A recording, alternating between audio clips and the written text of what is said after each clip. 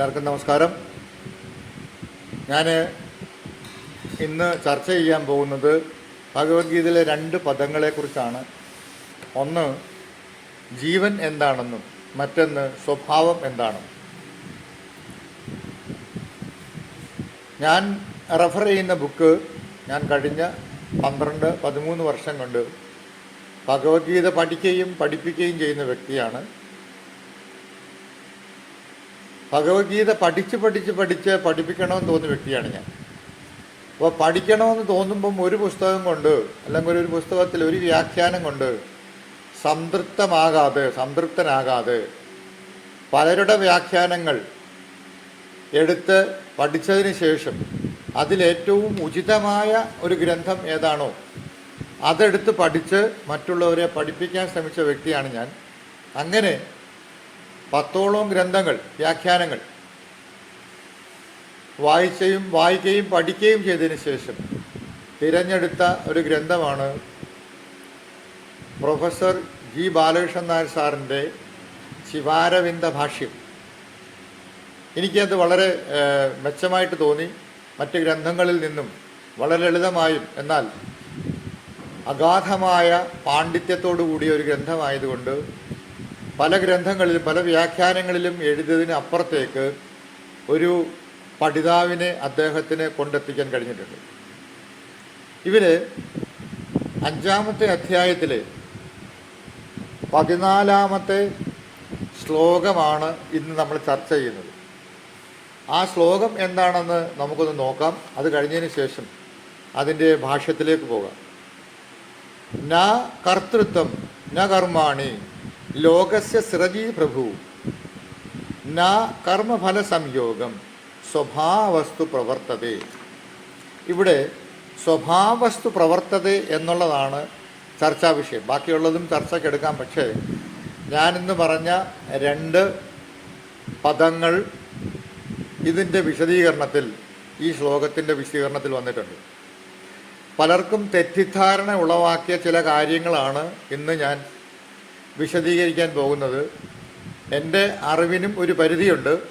ഇതിനപ്പുറത്തേക്ക് ആർക്കെങ്കിലും ഇതിനെപ്പറ്റി അറിയാമെങ്കിൽ എനിക്ക് പറഞ്ഞു തരുന്നതിന്, അല്ലെങ്കിൽ എന്നെ അറിയിക്കുന്ന, അല്ലെങ്കിൽ എന്നെ ഒന്ന് വിളിക്കുകയോ, അല്ലെങ്കിൽ അവരതിന് എനിക്കൊരു പോസ്റ്റായിട്ട് അല്ലെങ്കിൽ ടെസ്റ്റായിട്ടിട്ട് എന്നെ പറഞ്ഞ് മനസ്സിലാക്കി തരുന്നതിന് എനിക്ക് വളരെയധികം സന്തോഷമാണ്. കാര്യം ജിജ്ഞാസുവാണ് ഞാൻ. അതുകൊണ്ടാണ് ഈ പറയുന്നത്.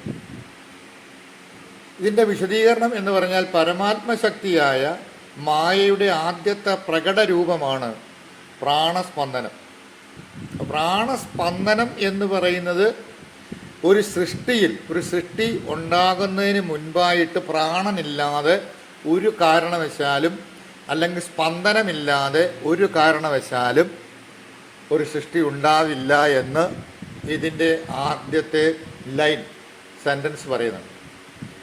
ചിലരൊക്കെ ധരിച്ചു വച്ചിരിക്കുന്ന ജീവൻ എന്ന് പറയുന്ന വെറും എനർജി മാത്രമാണെന്ന്, ഊർജം മാത്രമാണ്. മരണശേഷം ഒരു വ്യക്തിയിൽ നിന്നും ആ ശരീരം നശിച്ചതിന് ശേഷം അല്ലെങ്കിൽ ഇല്ലാതായതിനു ശേഷം മറ്റൊരു ശരീരത്തിലേക്ക് കയറിപ്പറ്റാൻ ഊർജം മാത്രം മതിയോ എന്നുള്ള ചോദ്യമാണ് എൻ്റേത് ഇവിടുത്തേത്. ഊർജം എന്ന് പറയുന്നതും, എന്നാൽ ഊർജത്തിനപ്പുറത്തേക്ക് നമ്മളിൽ ജീവനായി നിലനിൽക്കുന്ന മറ്റൊരു വസ്തു കൂടി ഉണ്ടെന്നുള്ള അറിവ് ഇല്ലാതെ പോകുന്നത് കൊണ്ടാണ് ഊർജത്തെ മാത്രം കൂട്ടുപിടിച്ച് നമ്മളതിന് വ്യാഖ്യാനം കൊടുക്കുന്നത്. ബോധവസ്തുവിനുള്ളിലാണ് പ്രാണസ്പന്ദനം. അപ്പോൾ ബോധത്തെക്കുറിച്ച് ഇവിടെ പറയുന്നുണ്ട്. ബോധത്തെക്കുറിച്ച് പറയാത്ത ഒരു വിശദീകരണവും അതിൻ്റെ മഹത്തരമായ തലത്തിലേക്ക് എത്തിച്ചേരുന്നില്ല എന്ന് വ്യക്തമായ ഒരറിവ് നമുക്കുണ്ടാകണം. ഓരോ പ്രാണസ്പന്ദനത്തിലും ബോധാംശം പ്രതിബിംബിക്കാൻ ഇടയാകുന്നു എന്നിവിടെ വ്യക്തമായിട്ട് പറഞ്ഞിട്ടുണ്ട്.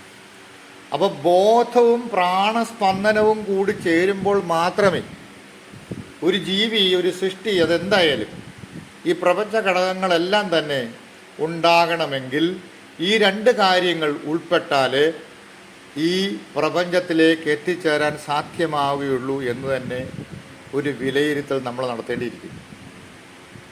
പ്രാണസ്പന്ദനവും ബോധാംശ പ്രതിബിംബവും, അതായത് ബോധത്തിൻ്റെ അംശമല്ല ഇവിടെ, പ്രതിബിംബമാണെന്ന് വ്യക്തമായിട്ട് നാം മനസ്സിലാക്കണം. ബിംബവും പ്രതിബിംബവും നമുക്ക് വ്യക്തമായിട്ട് അറിയാം അതിൻ്റെ അർത്ഥം. ഒരു ബിംബം എന്ന് പറയുമ്പോൾ അത് ഏതാണ്ടൊക്കെ പൂർണ്ണത നേടി എത്തുന്ന തലത്തിലുള്ളതാണ്. പ്രതിബിംബം എന്ന് പറഞ്ഞാൽ ഛായ മാത്രമാണ്. ഛായയാണ് നാം ബിംബമാക്കി മാറ്റേണ്ടത്. ചേർന്നതാണ് ജീവൻ എന്ന് പറയുന്നത്. ഇങ്ങനെ ജീവത്വം തന്നെ മായാസ്പന്ദനത്തിൽ രൂപപ്പെടുന്ന ഒരു കൃത്രിമ സ്ഥിതിയാണ്. അതായത് വെള്ളത്തിലുണ്ടാകുന്ന കുമിളകൾ പോലെ. വെള്ളം സ്ഥായിയായി നിൽക്കുമ്പോൾ കുമിളകൾ ഉണ്ടായി ഇല്ലാതാവുന്നത് പോലെ ജീവൻ ബോധത്തിൻ്റെ അല്ലെങ്കിൽ ബോധാംശവും പ്രാണസ്പന്ദനവും ചേർന്ന് വന്ന് പോയിക്കൊണ്ടിരിക്കുന്ന അവസ്ഥ. അപ്പം നിത്യയുക്തനാകാതെ അല്ലെങ്കിൽ സാക്ഷാത്കാര പദവിയിലേക്ക് എത്താതെ ഇത് ഒരു കാരണവശാലും ഇങ്ങനെ ഉണ്ടാകുന്ന സ്ഥിതി മാറ്റാൻ സാധ്യമല്ല എന്ന് പറഞ്ഞ അനേകം കാര്യങ്ങളുണ്ട്. 13-ാമത്തെ അധ്യായത്തിലോട്ട് പോകുമ്പോൾ ഇതിനും വളരെ ക്ഷേത്രജ്ഞയോഗ വിഭാഗത്തിൽ ഇതിലും വളരെ ഗംഭീരമായിട്ട് ഭഗവാൻ പറഞ്ഞിട്ടുണ്ട്. പക്ഷേ ഞാനിവിടെ പറയാൻ ഉദ്ദേശിക്കുന്നില്ല, സമയവുമില്ല ഇപ്പോഴേ. പിന്നെ സ്വഭാവം എന്നാൽ എന്താണ്? ഇപ്പം ഞാൻ വളരെ ബ്രീഫായിട്ട് പറയുവാണ്.